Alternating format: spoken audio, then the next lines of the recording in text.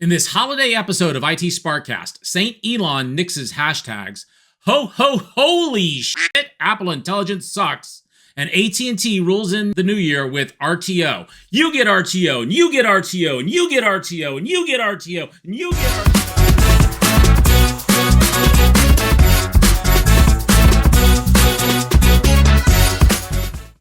Welcome to IT SPARC Cast. I'm your host, John Barker. And I'm your host, Lou Schmidt. It's Friday, December 20th, our last episode of the year.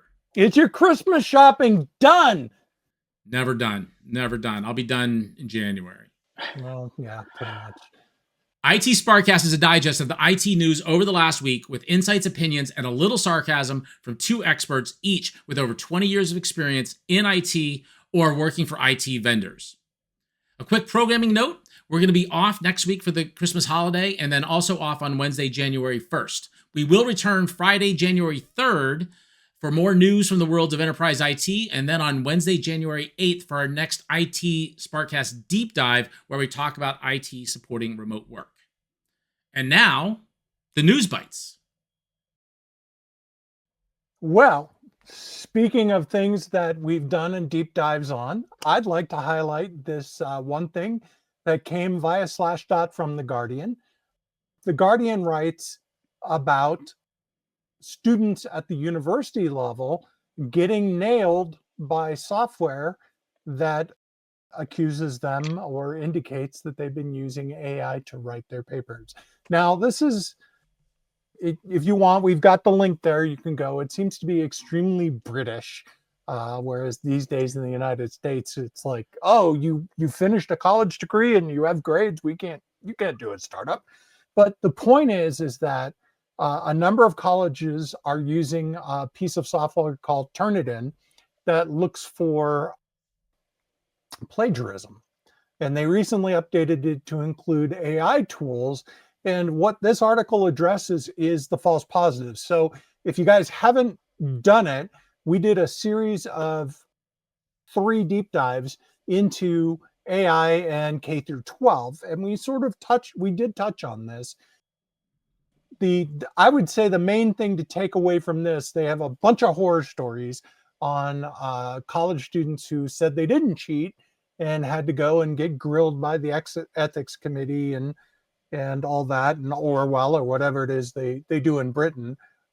But it bears a very close resemblance, to me at least, of trusting your network tools to never give you a false positive. Yeah, so first of all, if you didn't watch that series, it was 3 episodes. It was the first 3 episodes of IT SPARCast Deep Dive. And if you didn't see that, I'll put a link in the show notes. If you're on the audio podcast, if you're on YouTube, it'll appear above Lou's head, and you'll see a link to that series. You know what's interesting on this one, Lou, something you and I were talking about in the pre-show, was that they say that they have a 1% false positive rate. Yeah. Now, we all know that statistics can be manipulated and percentages can mean different things depending on a percentage of what. So my big question is, does that mean that 1% of all positives are false positives, or 1% of all tests result in a false positive? And I think that's an important thing to understand before you start using it, because that's a very big difference to say that 1 out of 100 of all tests are going to result in a false positive versus 10% are noted as being plagiarism, and 1% of that, meaning 0.1% of the total.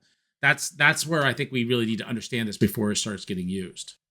And, there's another thing in here that really struck me based on some other interactions I've seen, which is, first of all, nobody ever asked me, we're in North America, we're in the United States. Nobody ever asked me my grades.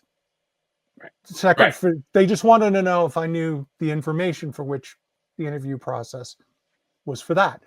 The secondary thing was, university, we're talking about people doing, most universities, 5, 10-page paper. Stanford is famous, the 10-page paper, right? For getting your idea across. In the real world, you're going to take that, feed it into ChatGPT or Claude, and get it to barf out 3 paragraphs, because I don't have time for your dissertation on why you think coffee breaks are too long.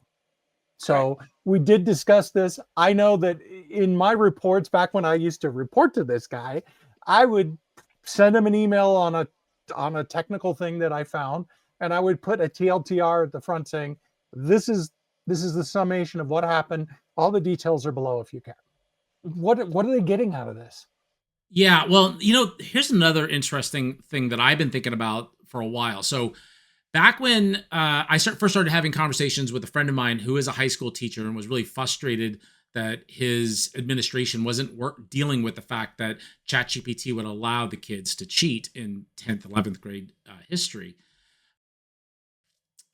There was a notice that OpenAI was going to release a tool for teachers to use to scan the document, very similar to what we're talking about from Turnitin. And that really never got released. And at the time, I felt this was a really good idea for OpenAI to do, because guess what also happens? As I feed 100 papers into ChatGPT can get smarter based on those papers and therefore increase the pool of data that the LLM uses to be intelligent. I thought that was going to be brilliant, but they never did it. Why didn't they do it? And I think it's because of the false positive rate that was going to come out. And when you start accusing kids of saying a tool thinks that you did something wrong, and therefore we're going to claim that you did, that gets pretty slippery slope there, especially when you're talking pre-college in the high schools and the junior highs and the equivalents overseas, that parents get involved and you don't have proof. This tool We've seen lawsuits from this. So the thing Yeah. is, if you're an instructor, if you're in a school district, if you're a parent who's seeing this, stop and think about what actually you're trying to get done here in a class. The whole idea is to learn something, right? 100%. ChatGPT, AI in general, AGI as we're calling it, whatever it's going to be next year, because a new year is coming. It's a tool that you can use to make your life more efficient. You need to find a way to get these tools integrated with what everybody's doing. Efficiency matters. The ability to think matters. How do you measure what you're thinking? Obviously, in this case, schools aren't measuring it. Now, if you want to think about something else that's not being measured especially well, John, why don't you bring us up to speed on what AT&T just dropped on their folks?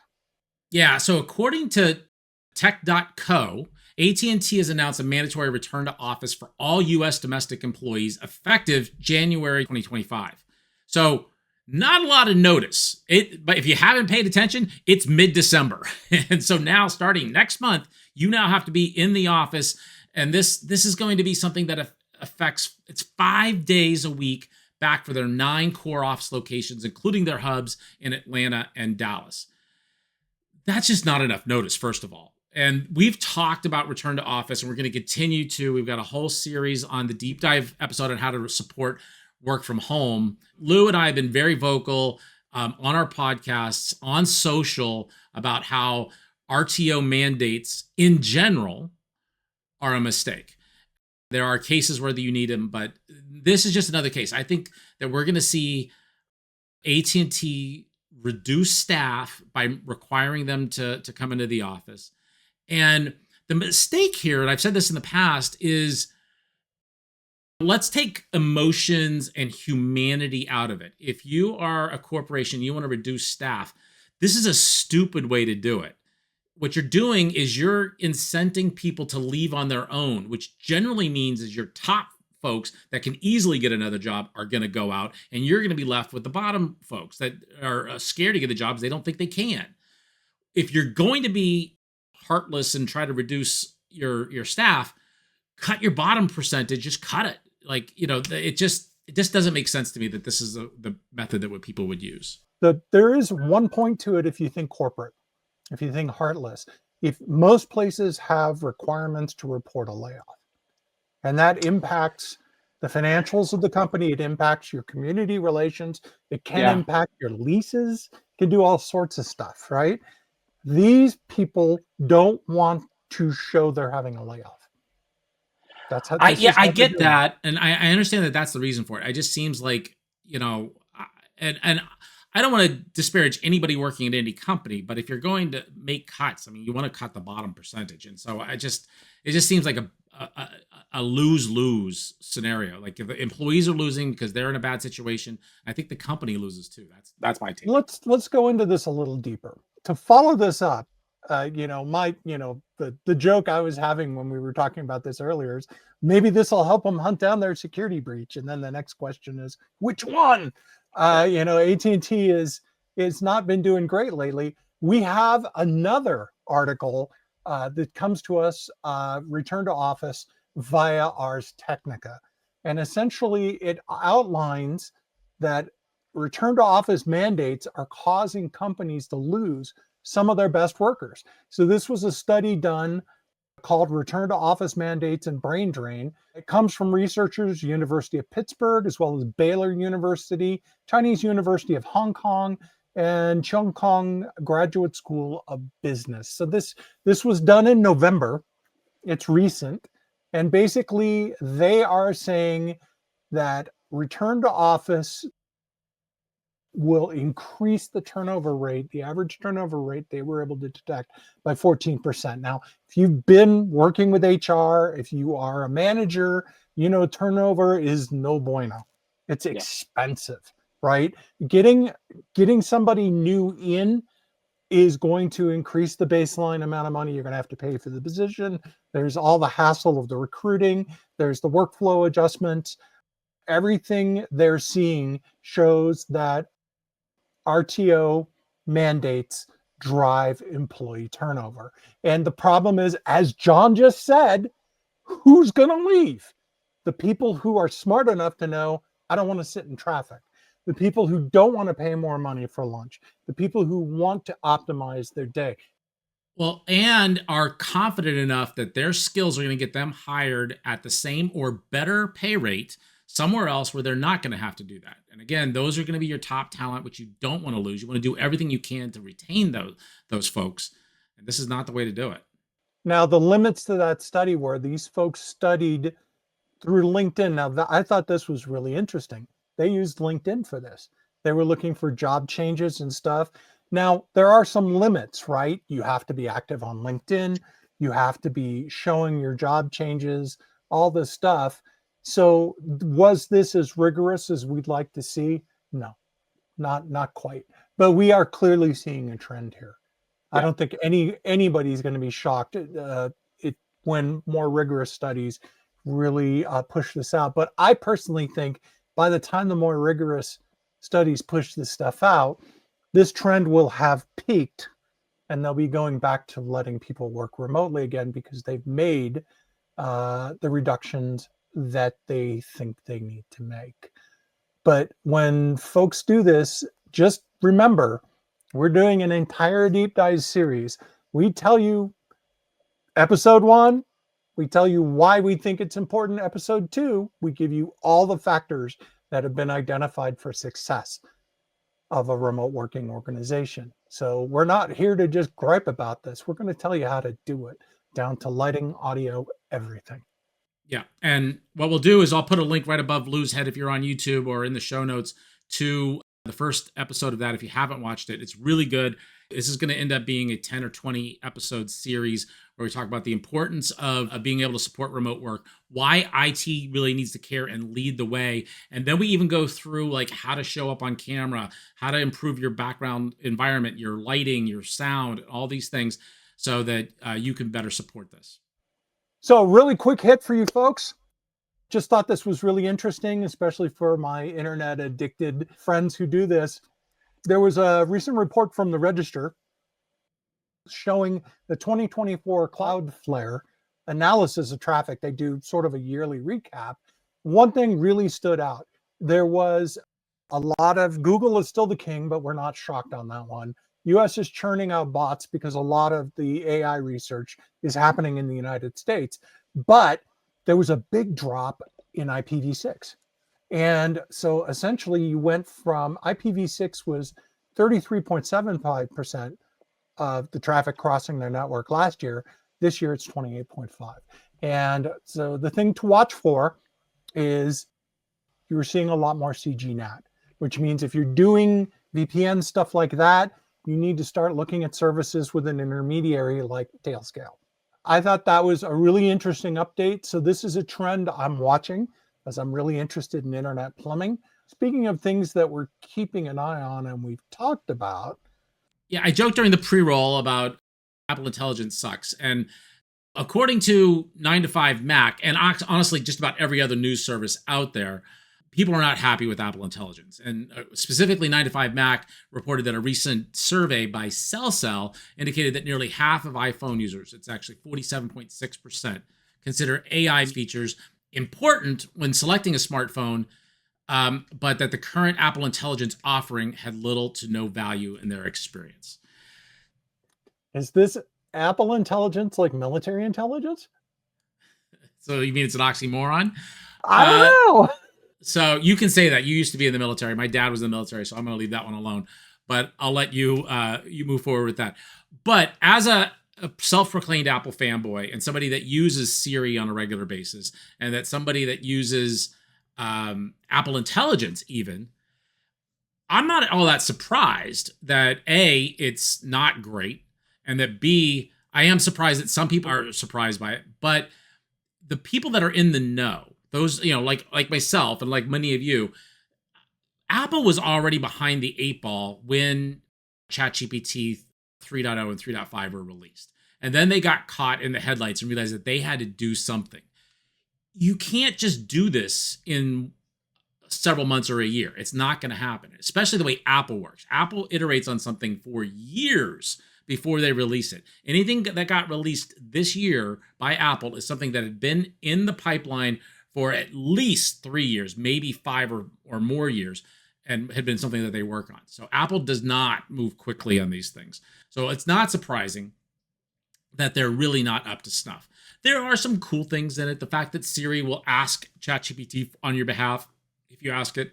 I instead have an action button on my phone. I just have that set directly to voice mode for ChatGPT. And I use ChatGPT now more as a search engine than I do anything else, whether it's Google, DuckDuckGo, Bing, whichever. ChatGPT is my default search engine these days. I have a question about this that Yeah. didn't really occur to me when we were chatting about this before. Is Siri a brand that can be saved? Is there any point to Siri? It's a great question. So Apple does have, they've announced that they have plans for whatever they're going to call it. It's effectively Siri 2.0, which is an LLM version of Siri. I think they actually refer to it internally as Siri LLM. Do they rebrand it before then? Maybe. I mean, Siri's got a reputation of being third place in the voice assistants behind Google and Amazon. And even Amazon has pulled back on their investment on Alexa. So it's a good question. It's something to keep an eye on. I mean, at the end of the day, a voice assistant on Apple devices will still be there. And maybe they rebrand the LLM version of Siri to something else. They have to have something. It's the thing. And my point comes from the fact that I've been using Android phones. He's a Mac guy. I'm an Android guy. We're on Macs, but I have a lot of Linux stuff. We're all over the place. I've been using Google Assistant since it existed, and it's been really, really good. When we were discussing it earlier, the funny thing is that we're seeing a situation where people are talking about Anthropic and OpenAI as being the leaders on stuff that essentially Google built originally. The concept of TensorFlow, a lot of the token, all that stuff came out of Google.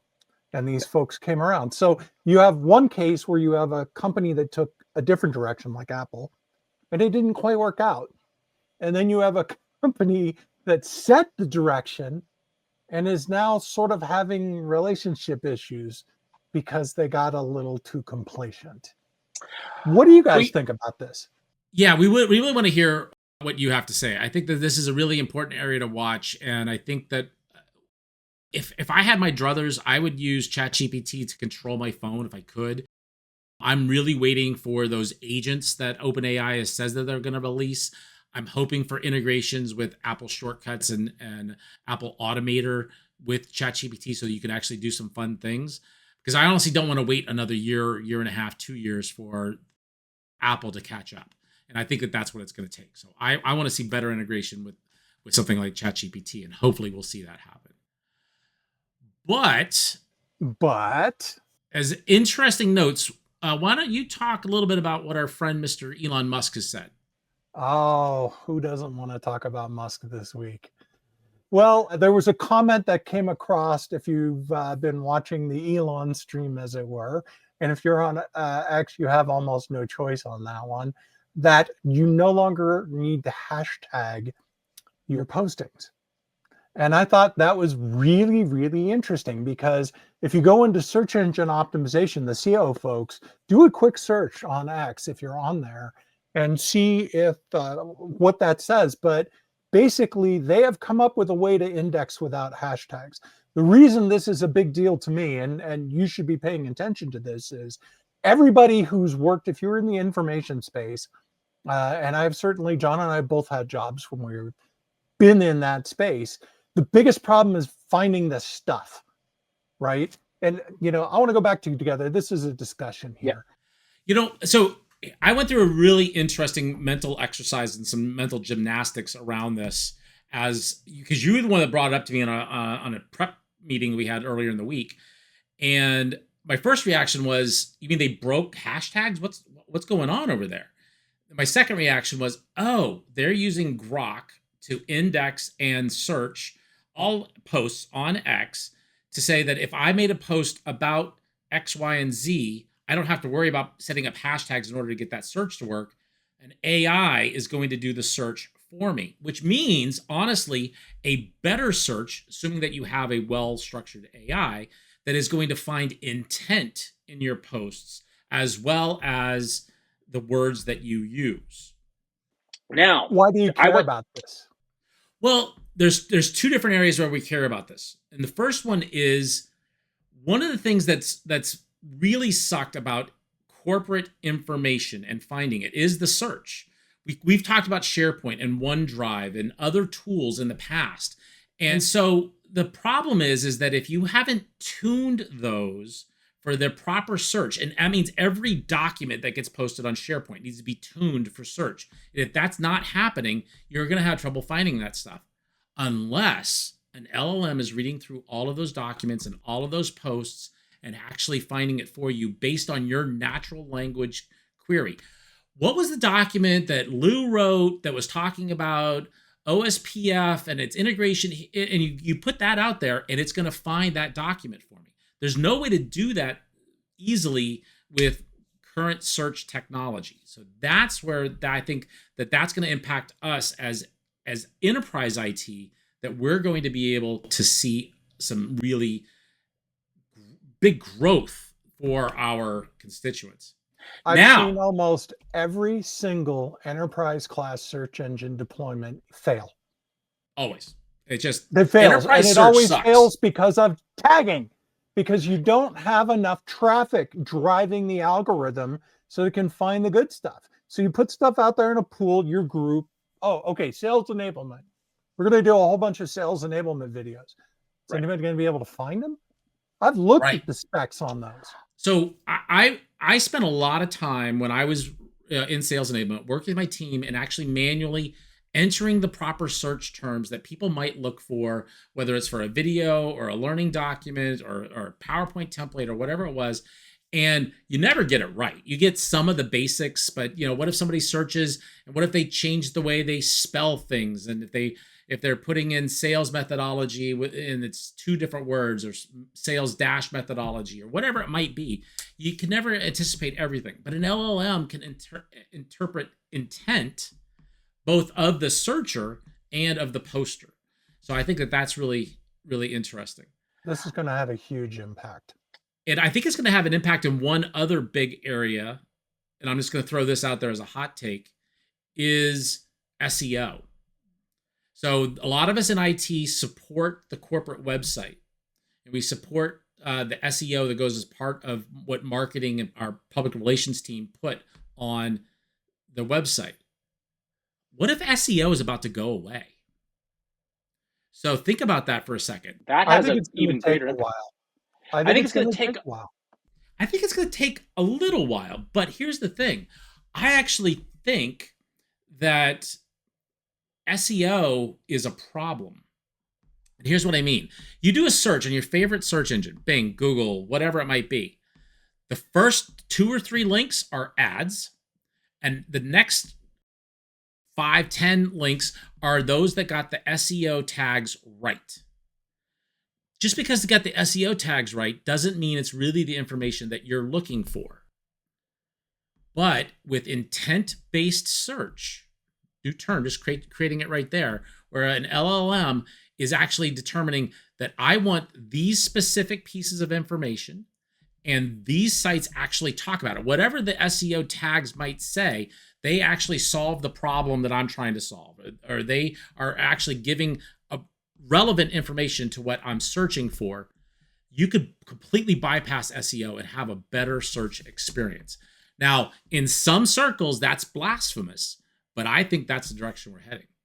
I think so too. Also, it's going to do a better job, say you're doing internal corporate search, of pulling in internal results and external context. That's 100%. going to be hot. So are we going to see tons of activity on this next year? We're going to stand here and say yes. Well, we're going to sit here and say yes, but whatever. The point is, we think this is going to be a big one. We're going to be watching it. Quick update. Yeah. We talked about something similar to this. Is AI going to take your job? There was a case we highlighted last month. So in the November 15th episode of IT SPARC Cast, we mentioned that Salesforce was hiring 1,000 new sales folks to sell something that it called Agent Force. And I'll put a link above Lou's head if you're on YouTube or in the show notes to that episode so that you can go listen to it for yourself, because we're not going to cover it all here. But this is basically an AI-based agent for customer service. So think of it as an advanced version of what you've been seeing for the last few years for customer service, but you can log into the website, you can ask questions specific to my account. When will this thing ship? Who's my new salesperson? Whatever the kind of information you might need as a customer, Agent Force is going to supply that information. But now, according to, we found it on Slashdot, but it was originally written by CNBC, Salesforce is upping that number. It's no longer that they're hiring 1,000 new salespeople, they're hiring 2,000 new salespeople for the release of Agent Force coming in February of 2025. So that means, A, it's doing great. They're super happy with it, and they believe that they can sell the heck out of it. 2,000 salespeople total, that's a lot of revenue that they're expecting. In general, you should probably expect between $2 and $10 million in sales per salesperson. So let that sink in. So even if we go at the low end at $2 million per salespeople, that means that they're expecting a truckload of revenue coming in on this. So I think it's just really interesting, and we'll keep an eye on this and let you know what we hear. But in order to move on, let's. Are you feeling secure today? Yeah, let's move on. I think it's now time for the CVE of the week. Are we ever going to get away from talking about security? No, and I'm of two minds on whether we should continue to address this. Folks, give me some feedback and let me know if this is actually helping or not. So what I'd like to address fairly briefly right now is the Salt Typhoon hack that you've been seeing bouncing around for the past couple of weeks. So what I really like to do, we've got more information now. There was an article that came out from Reuters where they were talking that if you're a senior official in the government, you need to go to end-to-end encryption for everything. That tells us a lot about this attack. So let me go through this real quick and tell you what I think happened, because I've got some background in this. This particular hack, they talk about getting metadata and data from phone calls and texts. So that's it's a very, very crucial detail. And that they've pulled metadata for a lot of government officials. What that tells me is that they got a hack in on a service provider. Now they say there are 7 service providers that have been violated with this. So, and when they immediately started talking more about securing text messages, this hack was on SS7. What is SS7? SS7 is to the phone network and texting what BGP is to the internet. So it was the first big routing protocol between phone switches when they went dynamic. There was a huge outage, I think it was in 91, all the phone execs had to go and testify in front of Congress, say, yeah, we know what we're doing. And a little seldom noted maintenance concept, SMS, short message system, runs directly over SS7. So SS7 is still everywhere, even though nowadays we're using SIP for most of our phone communications, but it's assumed that the SS7 network is secured. Now, I have buddies who do all this stuff. We've been talking about this for years. SS7 is not secure. But to get into SS7, this routing protocol that goes between class 5 and class 4 switches and sends all your text messages, the ability to get a link into this system is really hard. You need to get something like a class D link. And that's normally extended from a large telco, and you have to be a licensed, registered telco to do this. So when they say that the Salt Typhoon hack is probably state-sponsored, that's why. You have to have some serious pull to get an interactive link to interact with this system to source phone calls and source phone routing. So it's highly likely. What this took advantage of is the lawful intercept capability that's built into this. So this is a hole in your network that was put there by your government. I don't care where you are. Your government wants the ability to intercept phone calls directly. And it's not as easy as just dropping a banana next to what we used to call the inducted pickups next to a twisted pair anymore. You have to be able to digitally copy what's going on. The net of this is major breach. Nobody knows when it's going to be patched.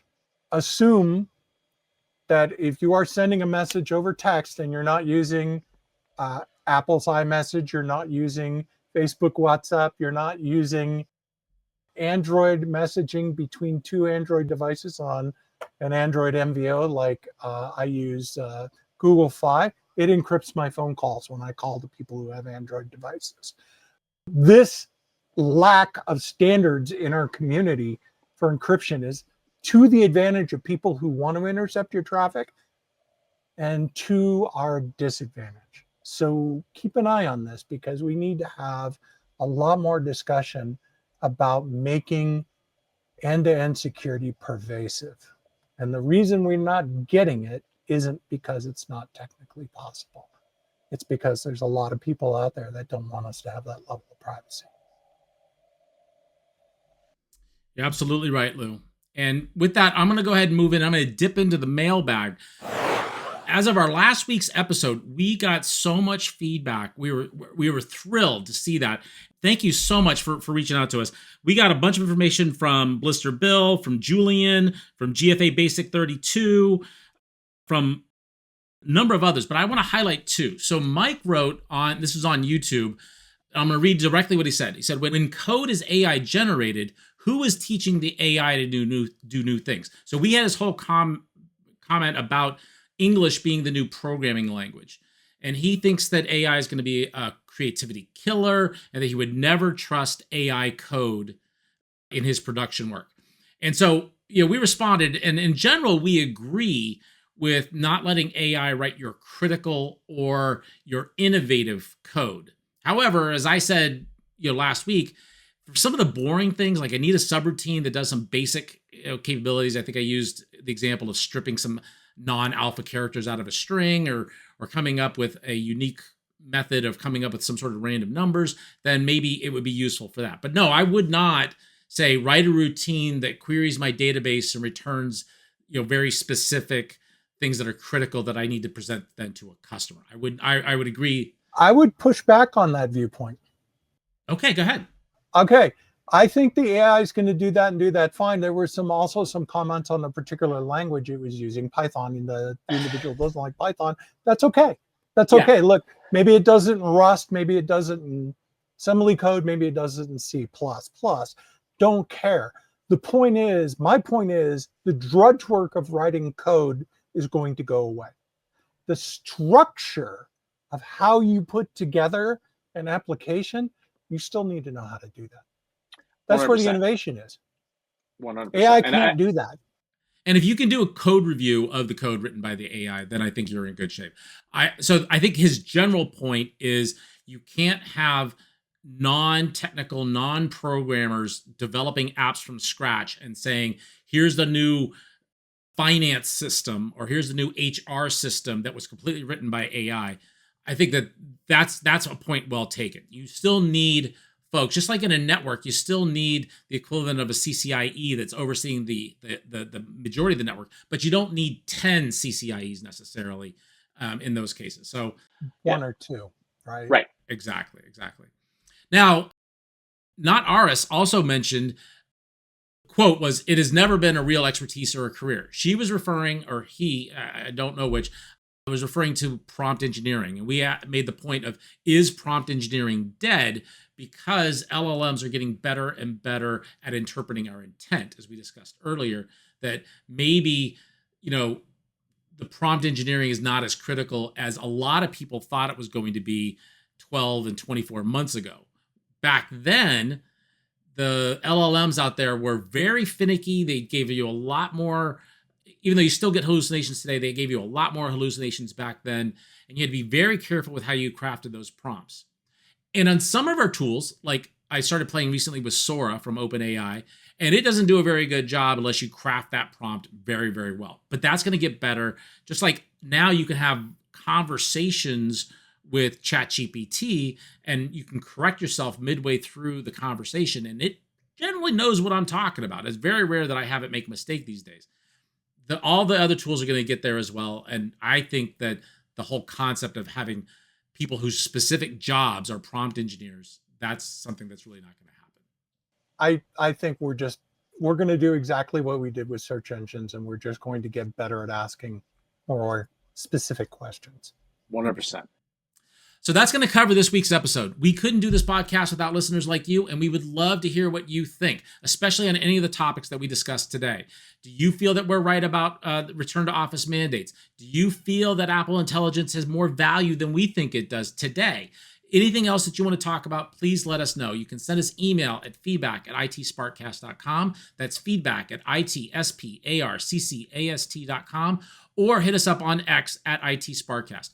If you're on YouTube, you can also put comments there, and we've been finding a lot of traffic there, as I mentioned before. We read them. We read all of it. So as I said at the beginning of the episode, this is our last episode of the year. So we will be returning on Friday, January 3rd for our next review of enterprise IT news. And then we'll be returning on Wednesday, January 8th for our next IT SPARC Cast deep dive, where we talk about remote work and return to office and how to best support remote work as an IT professional.